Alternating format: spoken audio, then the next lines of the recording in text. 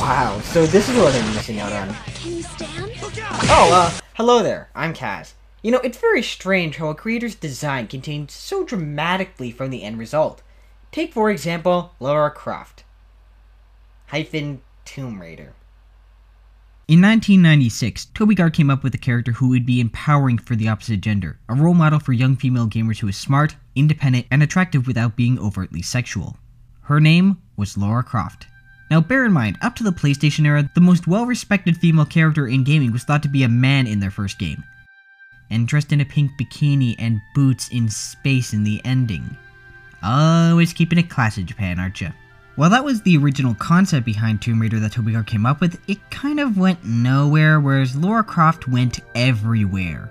The series was massively successful, with some of the highest sales for the original PlayStation, 2 movies, a short-lived cartoon series, and nothing relevant since then. That's not to say the games that came after were bad, except Angel of Darkness, or that they didn't sell well, because they did, but they didn't have the same relevancy as the titles on the original PlayStation, or the impact on the industry that was originally intended. In fact, it could be argued that Lara Croft's continued appearance was detrimental to the female protagonist, as she became more of a sex symbol than an actual character. Heck, Lara's oversized bust was a complete accident that the creators just ran with the entire series. Anyway, this year marks the second reboot for Lara, simply titled Tomb Raider. So, does Tomb Raider boot the busty heroine in the right direction, or is the third time the charm for Miss Croft? Let's light our torches and find out. Light your torches and go! No, not like that. You know, I give up. Store time, everyone. Yay! Lara Croft finds herself stranded on an island and captured in an incredibly well done opening that hooks you in as Lara escapes from a group of mysterious natives as the tomb around her collapses. From then on, Lara sets out to save her friends from a strange cult and escape the island. The story also sets out to try and set up an origin for Lara as a survivor, however, the more I played it, the more I noticed in which the way it was done, which got me thinking and ultimately had me come to the conclusion that as good as its intentions were, this new Tomb Raider has an undeniably misogynistic tone to it. Let's take a look for a second, shall we? There's only 2 characters in the game besides Lara who are female, all the bad guys are men, and only men. Lara gets brutally injured and almost thrown off a mountain, is constantly saved by men, her best friend Sam is captured for a reason I won't reveal for spoiler's sake, and Lara Croft herself almost gets raped. What? Okay, I do try to keep my reviews as short as possible, but this is going to require just a bit of an explanation, so please forgive me for going off on a tangent on such a minor aspect in the grand scheme of things, but this is something that I found to be incredibly distracting, and why, while the plot itself is both mysterious and well told, could not get me to invest myself in it as much as I wanted to. As I said earlier, Lara Croft was originally meant to be a role model that ended up becoming a symbol of hypersexualization of female characters in video games. In this game, she's still sexualized, but in a far darker manner than ever before.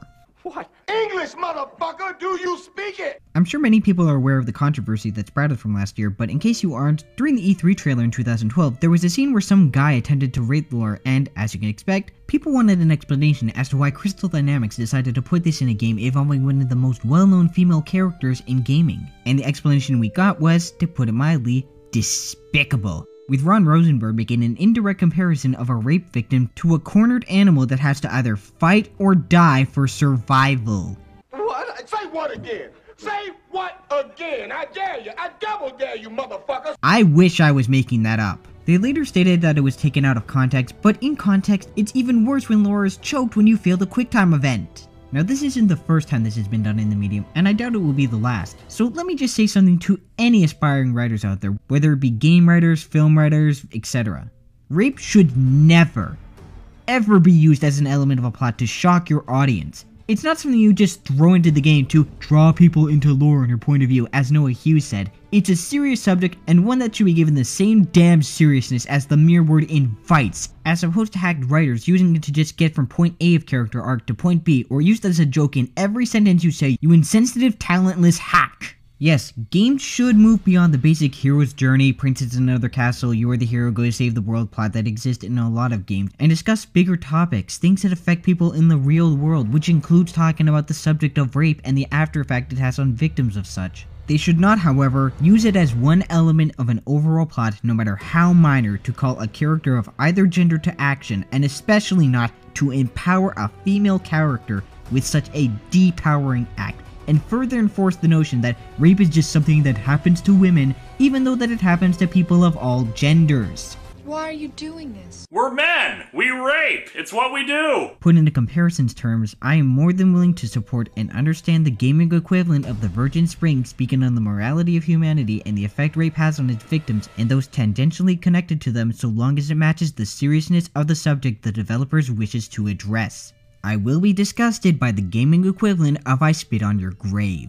And just to clarify, I'm not saying that the team at Crystal Dynamics are condemnable for what they did, but they did make it hard for me to enjoy the story when it was in the back of my mind at every twist and turn. Feel free to disagree. I'm sure many of you will take this as me just being too sensitive and cynical, but after noting all this, I just couldn't get invested into the story as much as I wanted to, which is a shame because the cast is likable and the mystery is interesting. The game's story does suffer from some disconnect between the narrative and gameplay, like why does Lara not take off one of the enemy's clothes when her top gets torn up, but I think a series where the main character's most notable feature is her cup size hopped off the realism train and left the station for Alabama a long time ago. Besides, I wouldn't be expecting a gritty realism reboot from a studio that's most famous for making a vampire who looks like this. PS Square, reboot this next. Despite what I said, I'm sure that if you aren't overly cynical or sensitive like me, you'll enjoy the story just fine. But what about the rest of the game? Well, Tomb Raider has been compared to Uncharted, which is ironic because Uncharted was inspired by Tomb Raider and Indiana Jones, but that being said, there is a grand amount of spectacle to behold and absolutely breathtaking set pieces scattered throughout the entire campaign, and there is a bit of influence that you can see that was taken from Uncharted's exploration aspect. The rest of the campaign takes inspiration from another game, but we'll get into that later. Tomb Raider's single-player campaign is composed of exploring the island, hunting animals and salvaging them as you uncover the mystery behind the island and improve your skills. Along the way, you'll assemble an arsenal consisting of a pistol, a shotgun, and a machine gun, but your most trusty weapon is the bow. Each weapon can also be upgraded using salvages and parts that you collect, and these upgrades do become more noticeable the more you put into each weapon. You're sure to find the weapon that suits you best in a heavy gunfight, but the game throws in a few sections that require a more tactical approach. These parts focus heavily on stealth and stealth kills, and it can be quite challenging to knock out all enemies without getting spotted, but it's even more satisfying to actually pull it off. Even if you mess up, you can usually get through, but expect a much harder fight than if you just hide and take out your opponents one by one. Ironically, close-up kills don't feel particularly stealthy when you have to mash the X button, and there is a missed opportunity by making these gunfights and the environment a greater hazard for Lara with a health and stamina bar and resources obtained from hunting animals and scavenging, like Snake Eater. Come to think of it, the exotic environment and occasional stealth remind me a lot of Metal Gear Solid 3, minus Daniel Hayter. Still, this is partially alleviated with the survival instinct mode, the key mechanic which points out enemies and locations to go to next without revealing how to get there.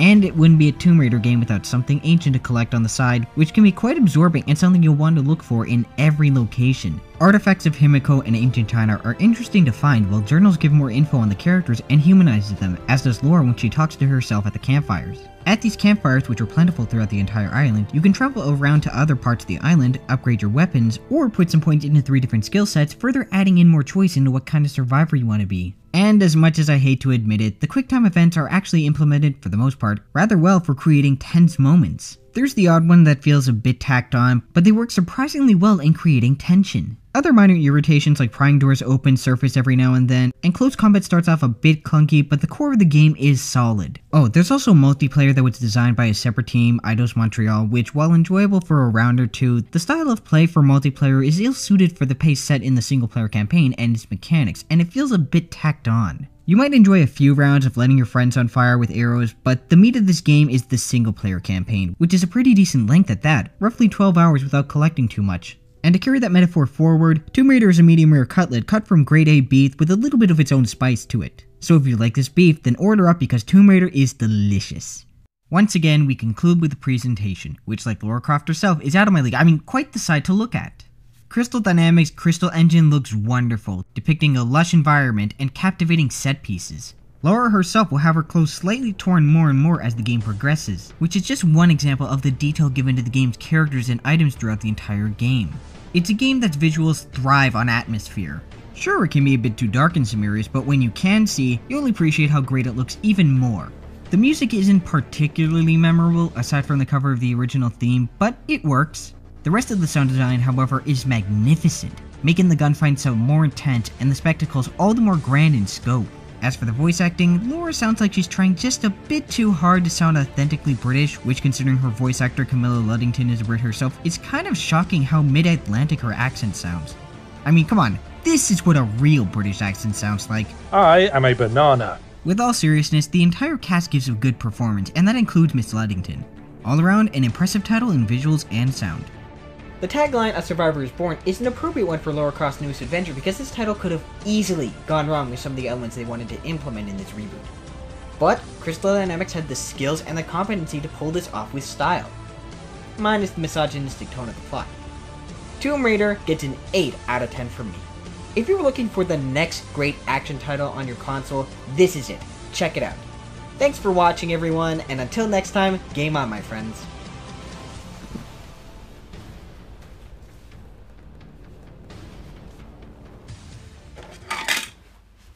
Let's gather round the campfire and sing our campfire song. Our CAMPFIRESONG song. And if you don't think that we can sing it faster, then you're wrong. But it'll help if you just sing along.